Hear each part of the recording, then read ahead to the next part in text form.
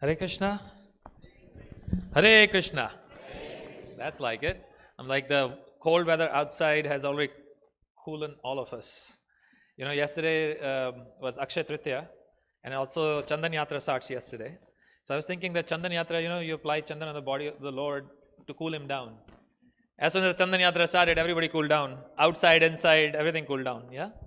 So we are very grateful that you have taken time out on this Sunday cool morning to be here. You know, those who take time on the cool morning to be in the temple are the coolest people of the world. So you all are the coolest people of the world. So today, we conclude our marathon week of Akshay Tritiya fundraising that happened. And we'll share more details about it after the program. It would not have been possible without all of you. So thank you all in advance. But before we get there, today's class is being given by Her Grace Mahasundari Madhavi Mataji. Mahasundari Madhavi Mataji, those of you who do not know, is a part of our management team, as well as outside the temple in her daily life. She is an accomplished IT professional working for Dell and doing many more services just outside of Dell. She spearheads the interfaith group at Dell, bringing like-minded people of various different faiths together to have discussion around the importance of spirituality in our lives. So hundreds and hundreds of Dell employees meet together, and she spearheads that effort within the community, Dell, globally. And outside, she's always, along with her good husband, Rup Sagar Prabhu, who is not here, is sharing the message of Bhagavad Gita with people far and wide. For example, there's not probably a motel in state of Texas where they've not placed Bhagavad Gitas in every motel room.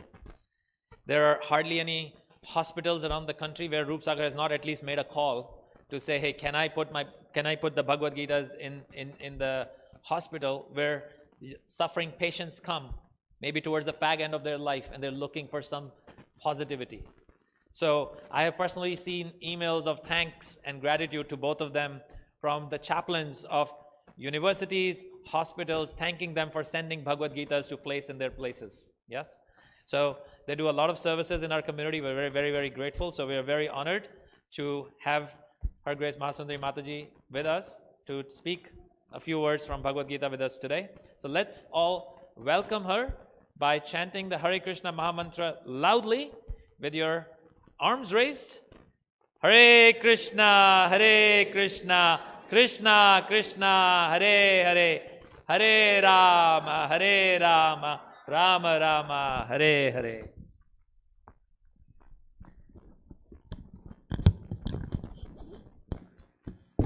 Thank you so much, Ramachi Prabhu, for such a kind introduction. I will admit, though, this week was a very funny week because in my family, originally, the class was supposed to be first given by my father. Then he said, oh, I may not be in town. I may be flying back home today. So he said, okay, your mother can give the class. And then my mother caught infection where she was coughing a lot. So then said, okay, no, I can't give class. Let your father give class. So I told Rajnandani Mataji, who's the organizer, somebody from this house will give class.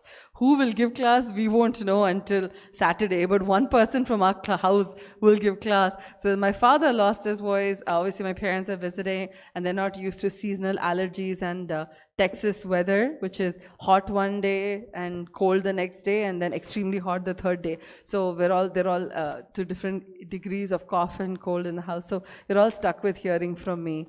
And those of you who come to our temple before, unfortunately, hear from me a lot all the time. So apologies. One more occasion to hear from me, but we will share what our acharyas have said. So hopefully, it will be something very pleasing.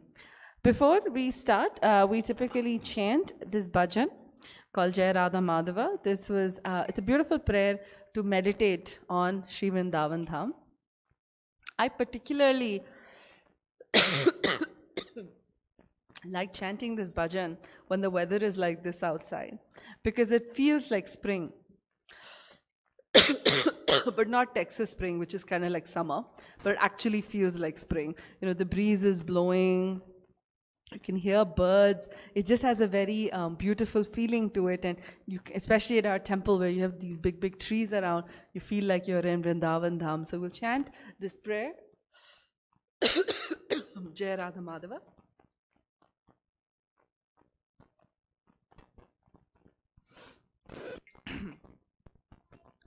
Jaya Radha Madhava Kunja Bihari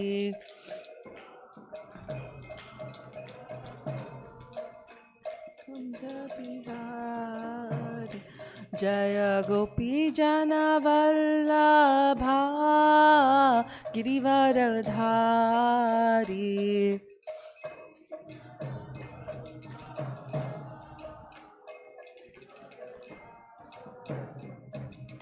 Yashodanandana Vraja Janaranjana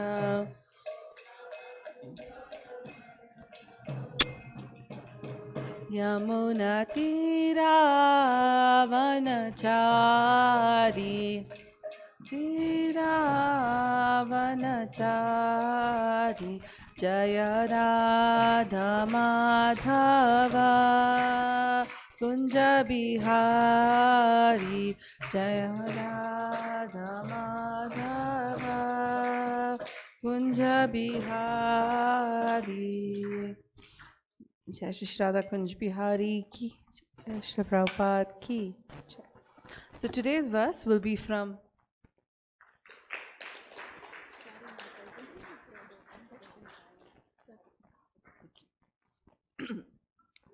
Today's verse will be from Bhagavad Gita, chapter 7, text 9.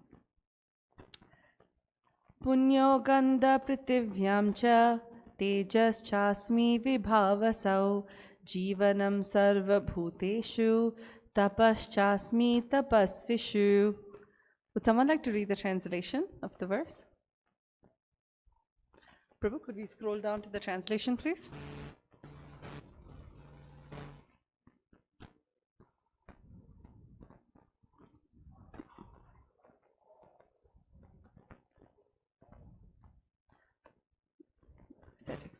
Thank you, Satvik. So yesterday was Akshaya Tritiya. Does anybody else know what was yesterday? Parshuram's appearance day. What else? What else was yesterday? Ganga Devi came. Yes. What else was yesterday? Sudama met Krishna. I like how Prabhu is hitting Sudama right there, tapping Sudama. Yeah, Sudama goes meets Krishna. You all are kind of going through some points in my class right now, but there's a hint about something that happened yesterday, and the hint is in this translation we just read. Huh? Exactly, Vamanhai Prabhu's right, Earth Day. So yesterday was actually celebrated globally as Earth Day. And it is a day where, people, corporations, society in general takes a moment to appreciate Mother Earth. So today I thought, we spoke a lot about Akshaya Tritiya. We sent a lot of messages about Akshaya Tritiya. I thought today let's talk a little bit about Earth Day.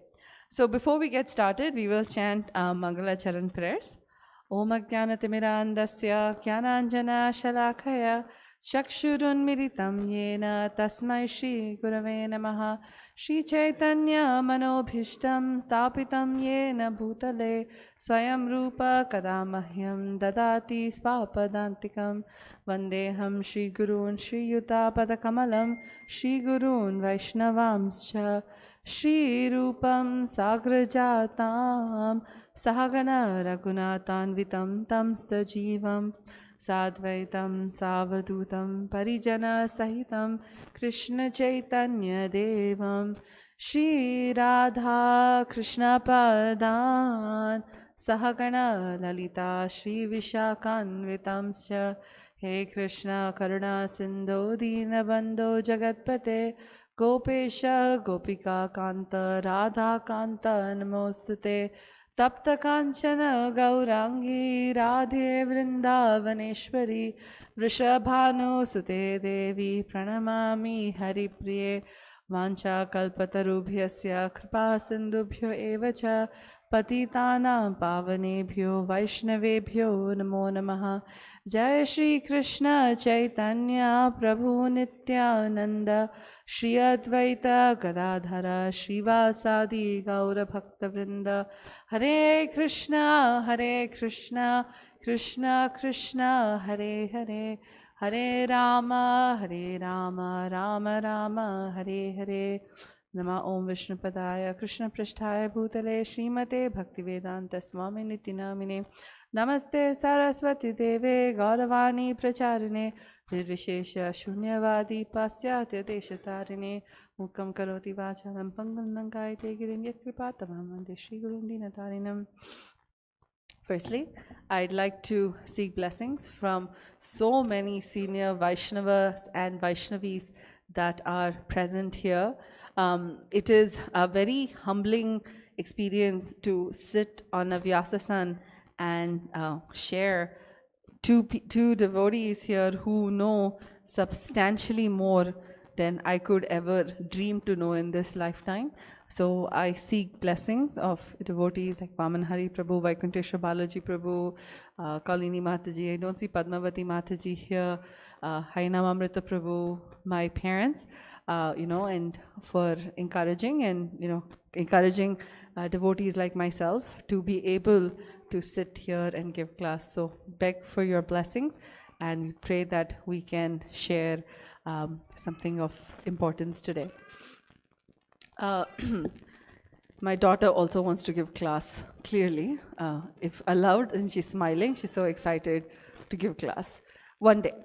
So yesterday, as I said, we celebrated Global Earth Day. In our Vaishnava scriptures, in our Vedas, there is a lot of significance given to Bhumi Devi, Earth, right? And one of the most common things that we all know is our Vedic Shastras talk about 7 mothers. And one of those 7 mothers is Bhumi Devi. Krishna has stressed the importance of Bhumi Devi and how Krishna himself is present in Mother Earth in various ways. So we just read a verse from chapter 7 of the Bhagavad Gita where Krishna himself says, I am the original fragrance of the earth.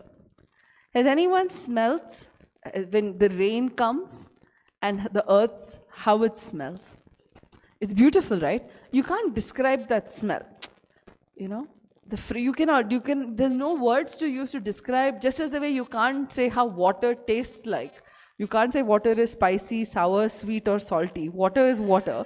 Similarly, you can't describe that because that's such a beautiful smell. So Krishna himself is that fragrance of the earth.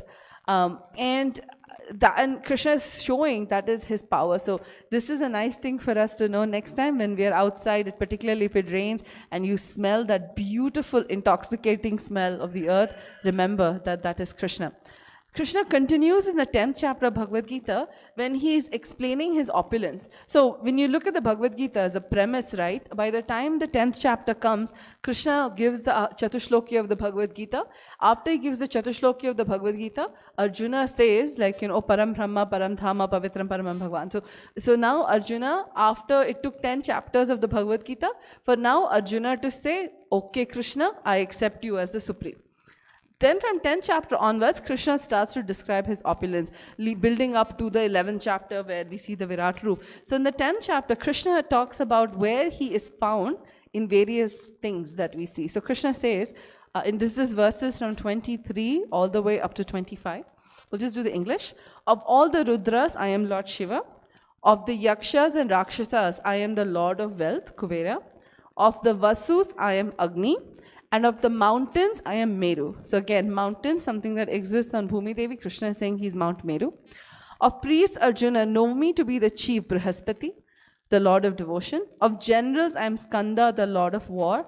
And of bodies of water, I am the ocean. Again, water that exists on Mother Earth. Krishna is saying he's the ocean. He's the largest reservoir possible.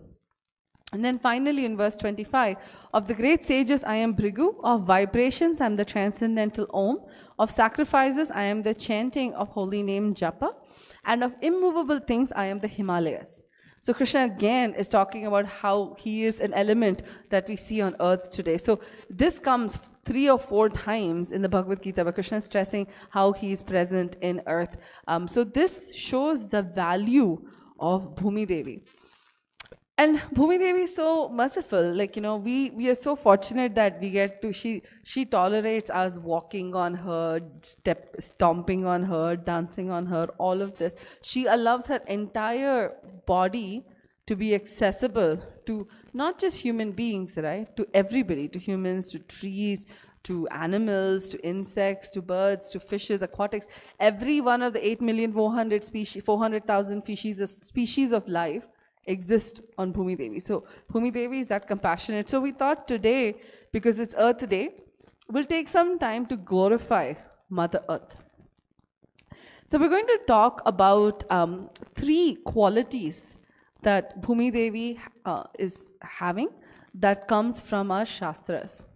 So the first quality we'll discuss about is the magnanimity of Bhumi Devi, magnanimity of Mother Earth, right? We just kind of spoke about how Mother Earth is out there giving everything to everybody. Nobody asks for it, right? Do we ask the tree, like, can you please give me a little bit of apple, or can you give me some grains? No, right? Do we ask the trees, oh please, oh tree, give me shade, I need shade in this hot day? No, we just, it's there, we take it, right? Bhumi Devi is that, she's so magnanimous, she gives this. There's a really nice pastime in the 4th canto of Srimad Bhagavatam that shows the magnanimity of Bhumi Devi with respect to Maharaja Prithu. So 4th canto, this is conversation that is happening between King Vidura and Maitreya Rishi, discussing about various pastimes. So in this particular time, they are King Sage Maitreya is describing about Maharaja Prithu, about how Maharaja Prithu, who was born into the same dynasty as King Dhruva, how he was a great ruler. You know, he came after Vena, who had destroyed, who wasn't an ideal king, and how Maharaja Prithu had come in to re-establish Dharma.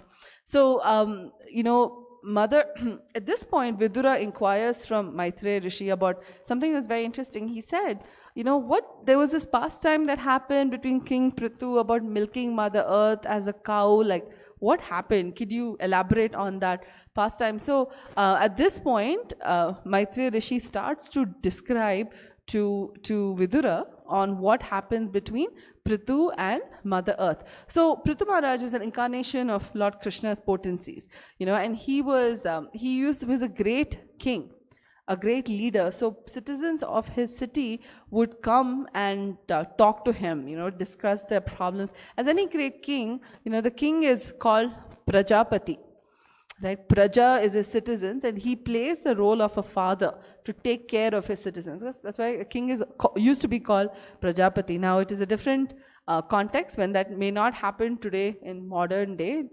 May not, most definitely does not in many places. But you know, back then the kings were very honest and they took care of their society. So, you know, King Prithu was enthroned and he was declared to be protector of the citizens. So when the citizens actually, you know, came to him, they had become very skinny because of starvation. They had a scarcity of food. So they came to the king and informed them about what they're struggling with, saying that, you know, you are our king. You are responsible for taking care of us. Can you please satisfy our hunger somehow? We are extremely hungry. We don't have proper food grains. We will die very soon if we don't have proper food. So at this point, when King Prithu sees what is happening, he gets very angry because he's just like, what's going on here? And he gets so angry that he takes up his bow and arrow, just like, you know, like so anger, like Lord Shiva, the anger Bhagavatam describes, that he wants to attack Mother Earth. And when Bhumi Devi sees King Prithu in this state of anger, she begins to tremble. And she takes the shape of a cow and she starts to run away from Prithu. She doesn't even know why he's so angry, but she's able to sense his anger towards him. So she just starts to run. And now Prithu Maharaj has become even more angry. You know, it's like when it's like in Damodar Leela, right? When Krishna first steals the butter, Mother Yashoda is a little angry. Then when she finds out that he didn't even eat the butter himself, but gave the butter to the monkeys, she gets a little bit more angrier. But at what point does her anger hit peak? When he starts to run.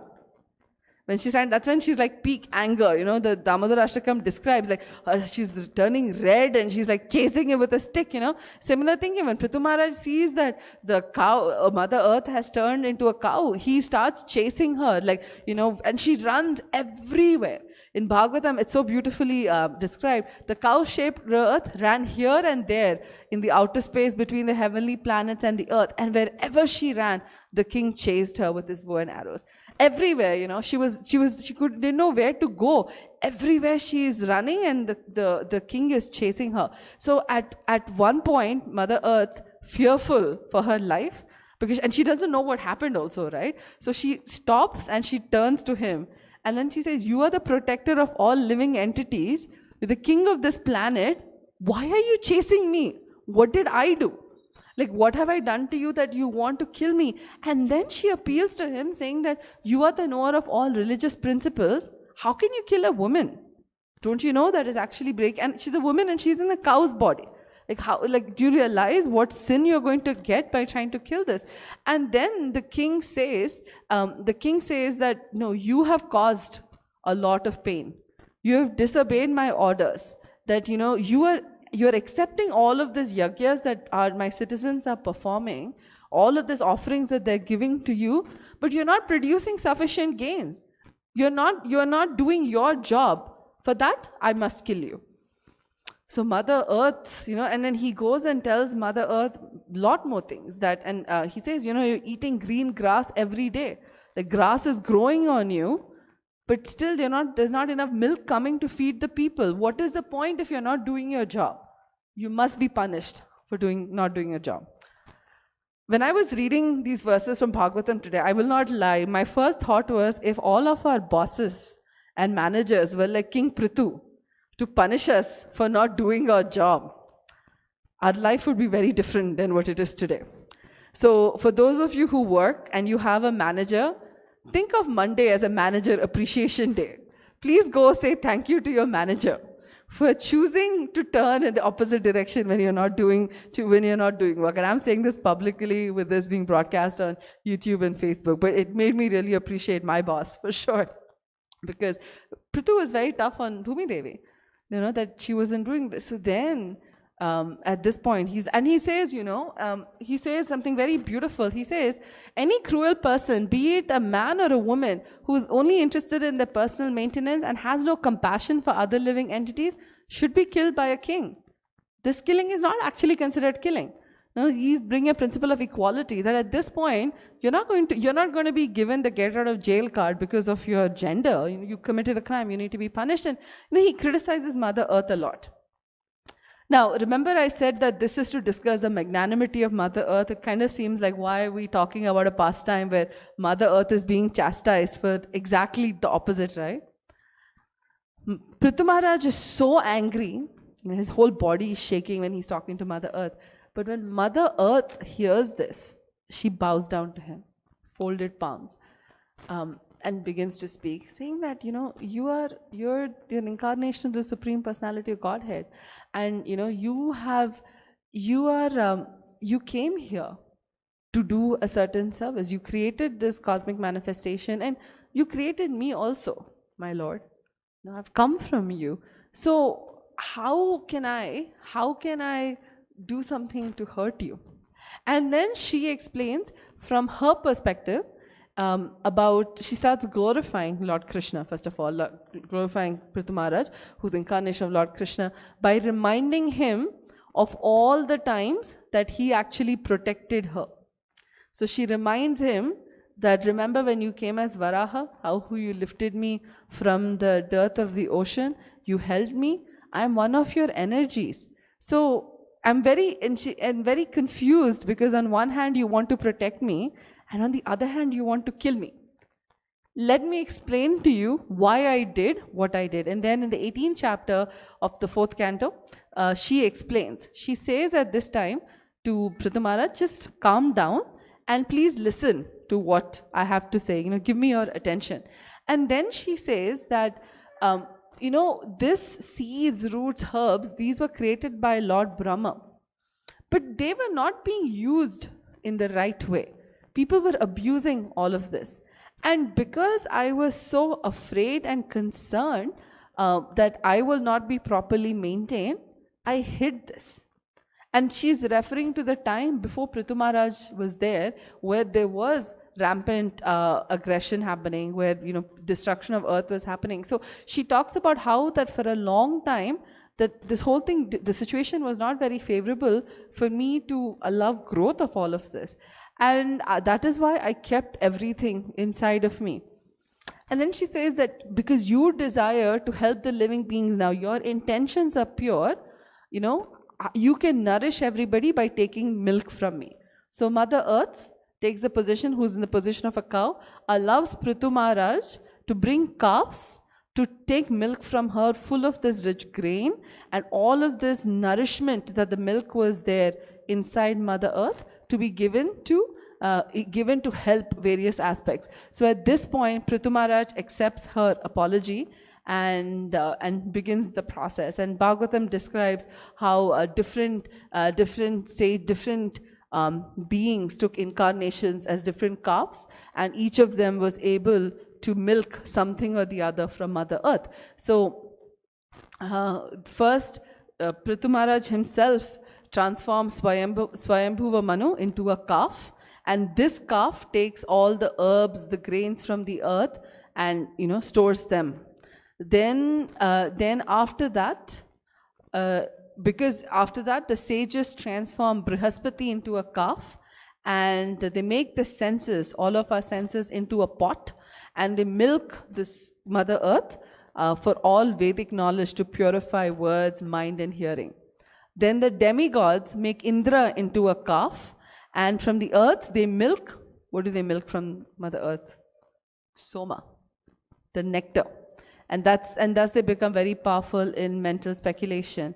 And then the sons of Diti and the demons, they transform Prahlad Maharaj into a calf. And from then, because Mother Earth has everything in her now, right? It's not just the grain, she has everything. So then they extract various kinds of liquor and they put that into a pot made out of iron. You see this iron again coming back in Dwapar Leela in the pastime of Samba, right? So it comes back again. And then the inhabitants of Gandharva Loka, Apsara Loka make Vishwa Vasu into a calf, and then they draw this milk into a lotus flower pot, and this milk they draw from her is musical art and poetry. So subsequently various inhabitants of various planets come to Mother Earth and they milk her for something powerful. At no point does Mother Earth say stop. No point. So first of all, she was a victim of torture. Prithu Maharaj chased her around, did not give her chance to explain herself, made her run all over. She could have retaliated in saying, like, again, right, the punishment befitting the crime. We speak about this, right? Like, she did it in the right intention, but without asking her what her reasoning was, he was ready to punish her. But Mother Earth's reaction was not like, how dare you do this to me? How dare you? Because Bhumi Devi is no ordinary person, right? She's in this, and you can see her humility here. How humble she is just letting go and surrendering to Prithu Maharaj. But Bhumi Devi is no other than a consort of the Lord, Bhu Varaha Devi, like we worship her as a consort of Varaha Devi. So despite that, she's coming from this position of humility and acknowledging that how can I help. So this pastime from Srimad Bhagavatam shows magnanimity of Bhumi Devi. It's not just about, her existing here, but about giving so much exists on Mother Earth, and she just gives it to us, in terms of this. And the 18th chapter, so much detailed description is given about what everyone takes, what the milk from Bhumi Devi, what all it actually gives. And like one of this is so beautiful that the trees make the calf out of a banyan tree, and this calf is able to get various delicious juices that exist today. Then the mountains transform Himalayas into a calf, and then they're able to, the milk that they get from Mother Earth becomes the variety of minerals that are found in the peaks of hills. So everything that we see out today comes from Mother Earth, directly or indirectly. So it's very powerful. It's very important for us to meditate on this magnanimity of Bhumi Devi today. Another quality of Bhumi Devi, which is very beautiful, is her mood of surrender. Now, there's two pastimes that happen in Srimad Bhagavatam that that show the surrender of Bhumi Devi. Does anyone know which two pastimes we're talking about? Two pastimes of Bhumi Devi come in Bhagavatam about her surrender.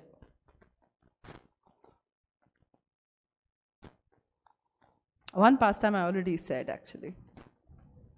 Varahadev, yes. So the pastime is very beautiful that, that Bhumi Devi once falls into the universal causal ocean when, because of demoniac forces, Hiranyaksha particularly, is torturing Mother Earth.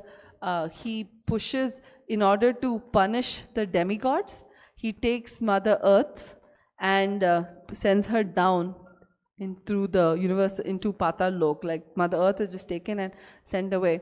So when the Devatas see this, and they get, obviously, they feel not appropriate and not fair, and Bhumi Devi cries out for that help. Bhumi Devi is crying out, I need help, Krishna, like help me, Brahma, help me.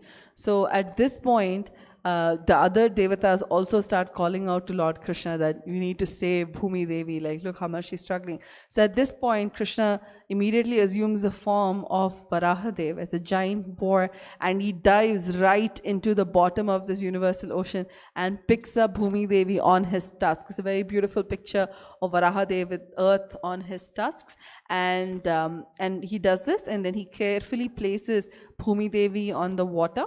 And then there is the fight that takes place. There's two fights that are described in Bhagavatam. One that happens between Varahadev and Hiranyaksha, and then there's another fight when Varahadev is white, I believe, that takes place with another demon, and I'm not able to remember that name. But in both contexts, Bhumi Devi was impacted. So both times she cries out, and both times Varahadev rescues her. And you can see the mood of surrender. Again, this is Bhumi Devi. She's not an ordinary person, but she's coming from a place of surrendering to the Lord. Like, please help me, O Lord. Another beautiful example of surrender is when Bhumi Devi goes to Brahma to cry about the calamities that she's facing before the advent of Krishna. The description of this is so beautiful in Krishna book. I had to read the section from Krishna book. So if you don't have a Krishna book, please buy a copy today, at least to read the first paragraph, because it is so beautiful. And if you do have Krishna book, please, when you go home today, read the first chapter, because this is so beautifully described. So Krishna book starts with this sentence. Once the world was overburdened by the unnecessary defense force of different kings who were actually demons but were posing themselves as the royal order. At that time, the whole world became perturbed, and the predominating deity of this earth, known as Bhumi, went to see Lord Brahma to tell her of her calamities due to demoniac kings. Bhumi assumed the shape of a cow and presented herself before Lord Brahma with tears in her eyes. She was bereaved and was weeping just to invoke the Lord's compassion. She related the calamitous position of earth, and after hearing this, Lord Brahma became much aggrieved, and he at once started for the ocean of milk where Lord Vishnu resides. The description of Bhumi Devi's misery here is so beautiful. Bhumi Devi actually feels the misery of having unscrupulous people on her. Bhumi Devi feels the misery of having people on her that are not using her for Krishna. She feels the burden of the unnecessary Rakshasas who are just posing themselves to be people in divinity or of the royal order. She can feel all of this, and that causes her so much of stress that she has no choice but to go, right? This is an important thing for us to reflect on this, and we'll talk more about this shortly here as well, are we somehow enabling this to happen to? Are we complicit in some of these activities? Like, this is from Dwapar Yuga, of course, when Bhumi Devi goes, but when we reflect on it, have we learnt anything from this? The world is still being run by, defense force of different kings who are actually demons but posing themselves a royal order. And it comes later, we're still drilling oil from her, whenever we need. There's still so much of, killing of animals, so much of deforestation taking place. It's like we haven't learned how much misery Bhumi Devi must be going through right now, right? So it's an important thing for us to reflect on our actions, directly or indirectly, how they contribute to Bhumi Devi's mood, but still her mood is of surrender. And she wants to surrender to the Lord. And why? Because this comes to a third quality, is because she has extreme devotion. Bhumi Devi is a pure devotee of the Lord. It is only a pure devotee of the Lord that can approach the Lord with such surrender. And on this context, we'll make the class a little bit lighter, and we'll talk about a very famous pastime of Krishna. Which pastime of Krishna are we going to talk about with context to Bhumi Devi? Exactly, Krishna eating dirt. In Srimad Bhagavatam, Sukadev Goswami says, Ekada kridamanaste ramadhyagopadarakaha krishnomridam bhakshitavan iti matre vedayan. One day, while Krishna was playing with his small playmates, including Balaram and the other sons of Gopas, all his friends came together and lodged a complaint to Mother Yashoda. Mother, they submitted, Krishna has eaten earth. This is one of the most popular pastimes of Lord Krishna, and one of the most sweetest pastimes of Lord Krishna. Krishna eating dirt. In Bhagavatam, the translation continues, and we'll just do English here. Upon hearing from Krishna's playmates, Mother Yashoda, who was always full of anxiety over Krishna's welfare, picked up Krishna with her hands to look into his mouth and chastise him. Her eyes fearful, she spoke to her son as follows. Dear Krishna, why are you so restless that you have eaten dirt in a solitary place? This complaint has been lodged against you by all your playmates, including your elder brother Balaram. How is this? Lord Krishna replied, My dear mother, I have never eaten dirt. All my friends complaining against me are liars. If you think they're being truthful, you can directly look into my mouth and examine it. So this part of the class actually now is from a class Haripashad Prabhu gave on Zoom at our temple actually in 2020. And it was really nice to hear his class this morning. Haripashad Prabhu says that, in this verse where Krishna is calling his friends liars is so interesting, right? Because one of the principles of dharma is satya, truthfulness. And if Krishna is the essence of all dharma, that means Krishna has to be absolute truth, right? He's absolute truth. This is his name. Satya is one of Krishna's name. Yet Krishna is blatantly lying here. It's not even a subtle lie. Oh, I don't know. He's blatantly, obviously lying here. You can see the mud. And he's blatantly lying here. Haripashad Prabhu says, it's so beautiful. He's like, only one place Krishna can lie. And that is in Vrindavan Dham. In Vrindavan Dham, the Supreme Personality of Godhead forgets that he's the Supreme Personality of Godhead because he's enjoying being so much with his friends, his mother, with everyone. Where Krishna is truly enjoying the rasas, that he forgets he's the Supreme Personality of Godhead, right? And I always had a hard time understanding this, that how can God forget he's God? Until I kind of started seeing how my parents relate to my daughter, right? When they're with my daughter, they forget that who they are in their position. She can scratch them, she can sit on them, she can eat their food. They don't care. They forget that in that loving mellows of the relationship, you forget who you really are. If my mother particularly, I'm going to embarrass them because they're leaving next Saturday, so they won't be here for some time, so I can publicly embarrass them. My mother is very particular that people don't take food from her plate. Like extremely, like if you touch anything on her plate, she like kind of loses it. She looks very calm, so you wouldn't believe, but my mother does have a little bit of a temper. But this morning, she's laughing, she's reality. But this morning, she was trying to eat breakfast, and my daughter, who all morning refused to eat any food that was given to her, found more joy in eating food from her plate than from her own plate. So she goes and takes my mother's like paratha this morning, and she's enjoying it. And I was thinking about that. If I ever attempted to take a piece of paratha from my mother's plate, I would have to witness a lot of like ugram viram, anger.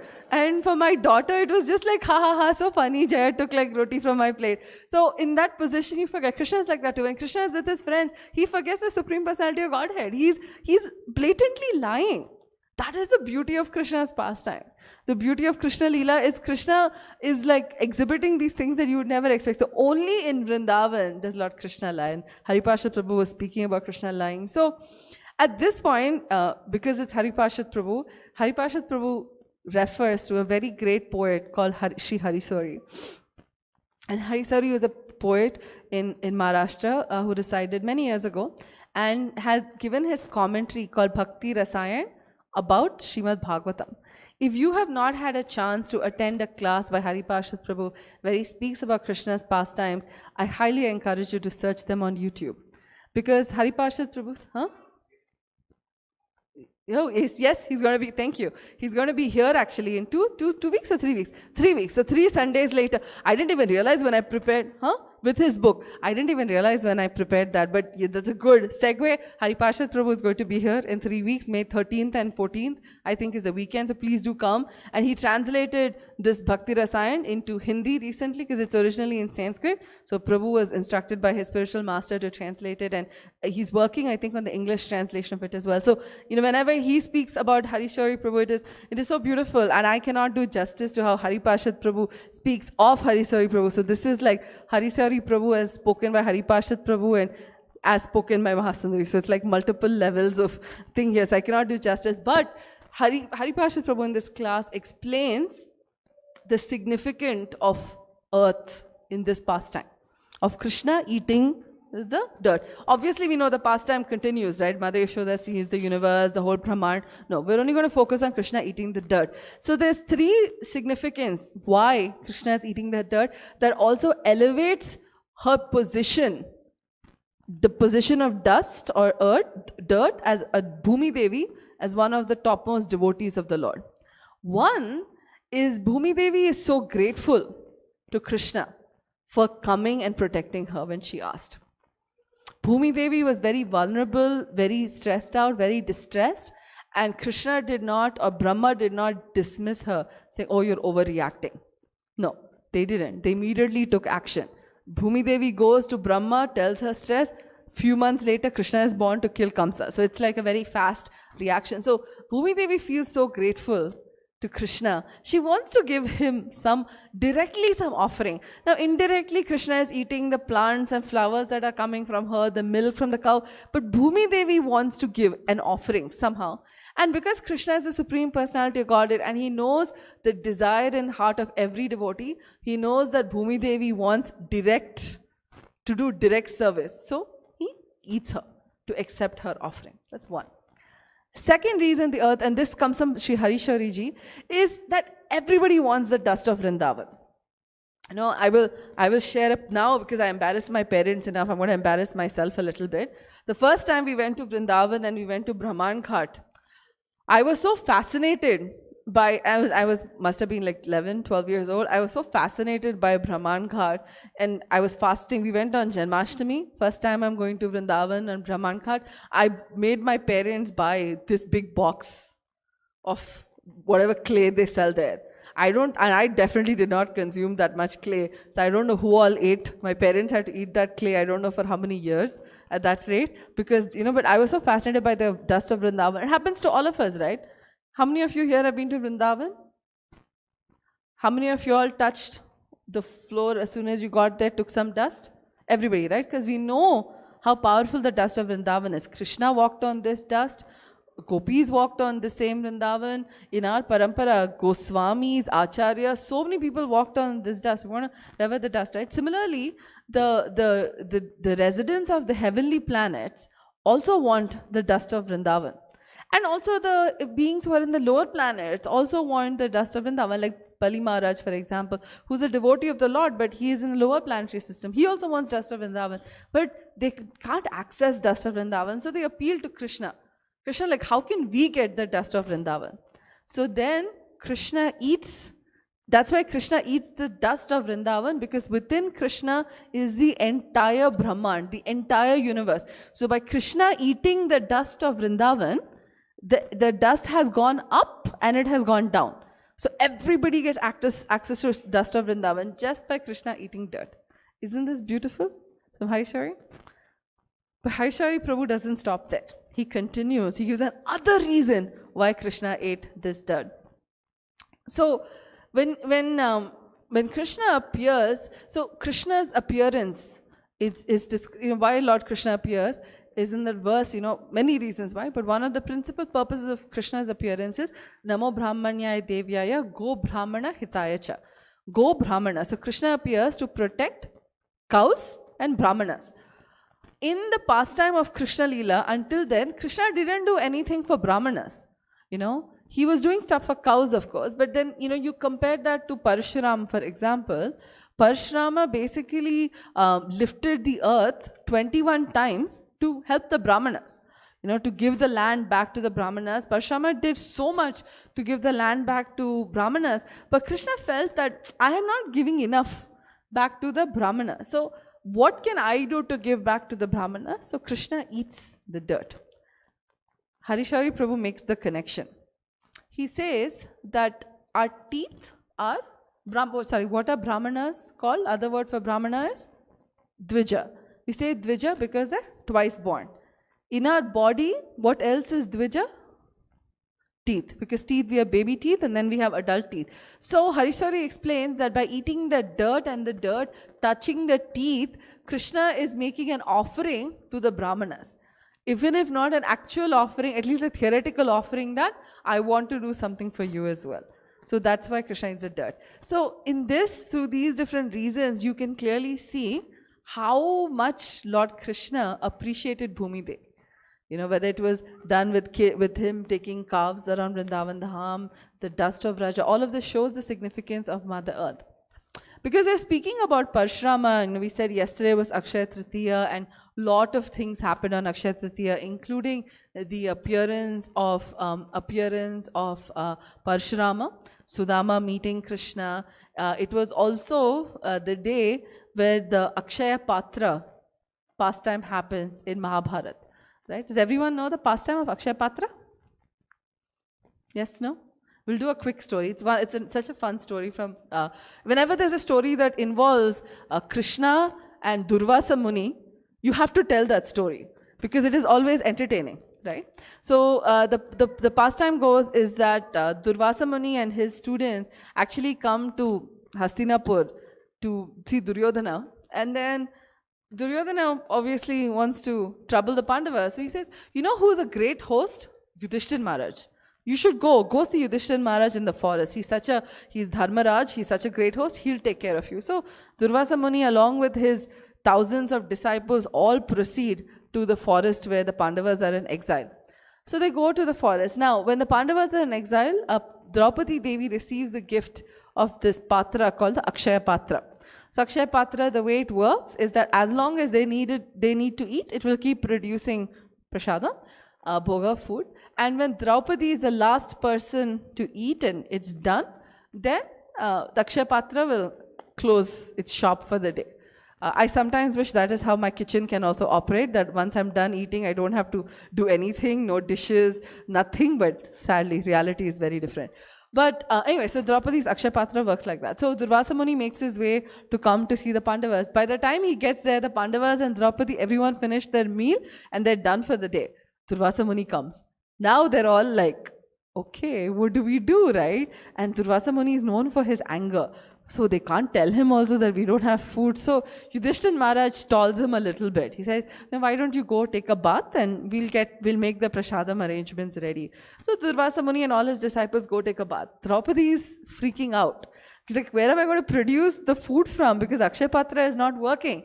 At this time, Krishna comes and he's just coming to check in with Draupadi. And Krishna and Draupadi have such a sweet relationship. In the Mahabharata and the Bhagavatam also is described. But Krishna is like seeing Draupadi is very visibly stressed out. Like, what's up? What happened? So Draupadi says, what do you mean, what's up? Like, don't you know Durvasa Muni is going to come back any minute? And we have no food. What do I do? And then he says, I'm sure something must be in that pot. Like, give me the pot. Let me see. And she's like, what is there? There's nothing here. And she gives him the Akshaya Patra and there's this tiny piece of shark or lettuce or spinach, in the pot. So Krishna says, and he eats that spinach and then She says, don't worry, things will be fine, and Krishna goes away. Draupadi is like, Krishna came, didn't even give me a solution, at least like when the disrobing happened and I cried, he came and protected me. Here, what did Krishna do? He ate a piece of spinach and he left, like, where is the, and she was like getting anxious. While this is happening at their hermitage, Durvasa Muni has finished his bath. Him and his disciples finished bath. And when they come out of the lake, suddenly they feel extremely full. Like they cannot eat anything more. Now they feel it is going to be really offensive. We go back to Pandavas. Yudhishthira Maharaj is such a good host. If we made this grand feast and we don't eat anything, it'll be such a big offense. So better we don't go at all. So they send their apologies to Yudhishthira Maharaj and then they go away, go back, right? So then, Pandavas realize, like, obviously Pandavas already knew, but again, Krishna is showing how he responds. And that's a thing that's very common to, Sudama meeting Krishna or Akshaya Patra or even Draupadi's disrobing, which also takes place on Akshaya Tritiya or Ganga Devi appearing, or all of this is how merciful Krishna is to his devotees. Whether the devotees ask him for help or not, Krishna is there to help them. The commonality between Draupadi, Sudama, Bhumi Devi is that they surrender to the Lord.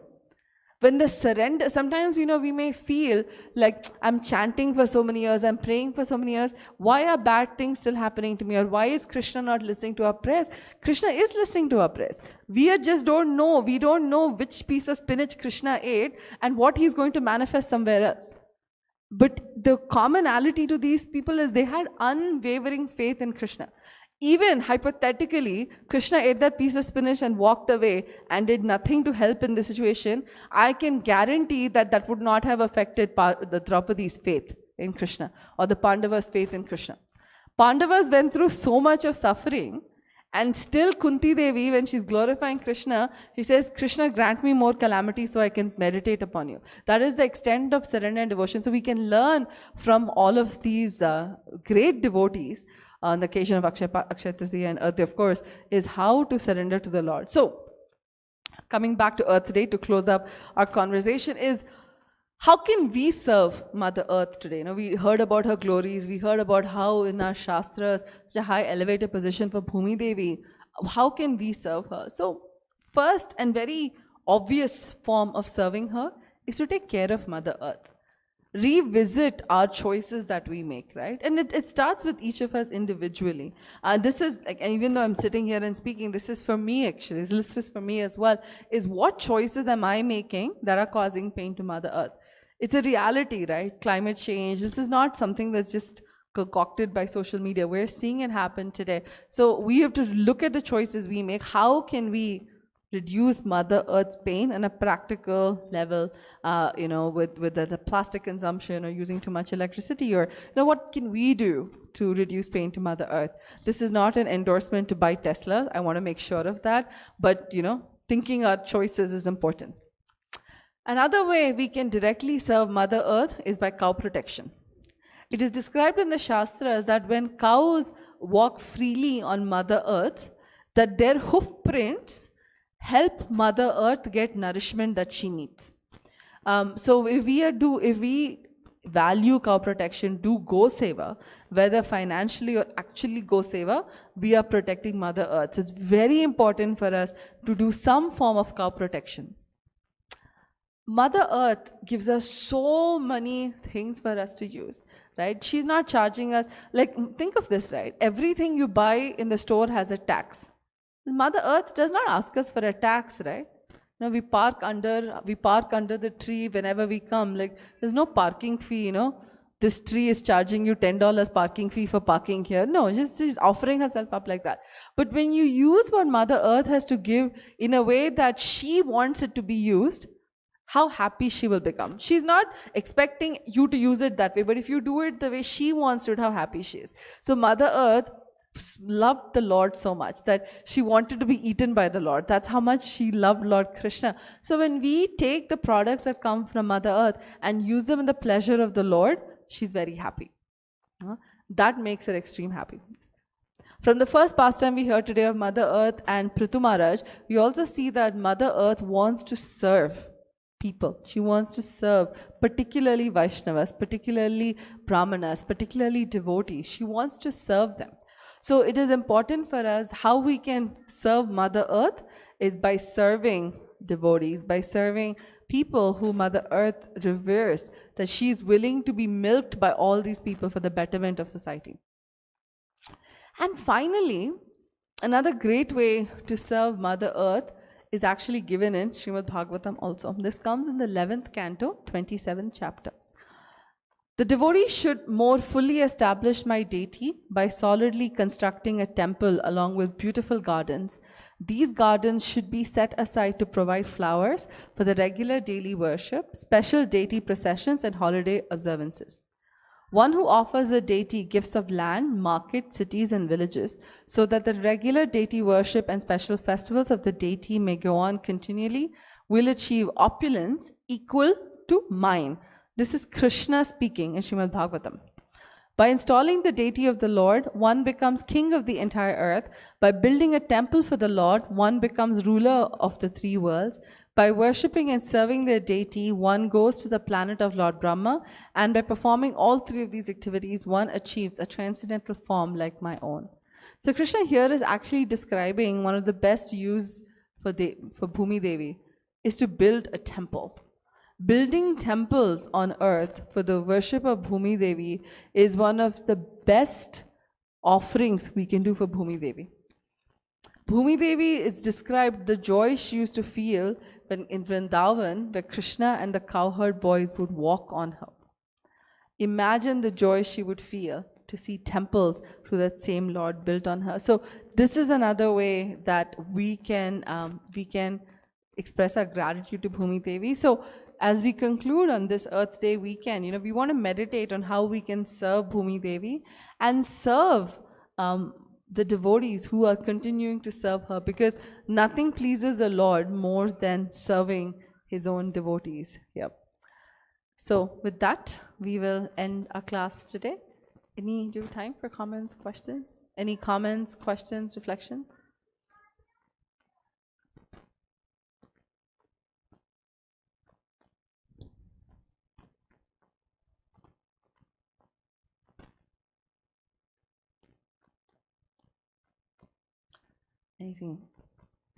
Anything to add? Any corrections? Okay, if there is nothing else, then I think we can wrap up. Thank you all so much for coming and listening and participating, and we hope you all had a blessed Akshaya Tritiya yesterday and continue with your celebrations today, and of course a blessed Earth Day yesterday. Hare Krishna.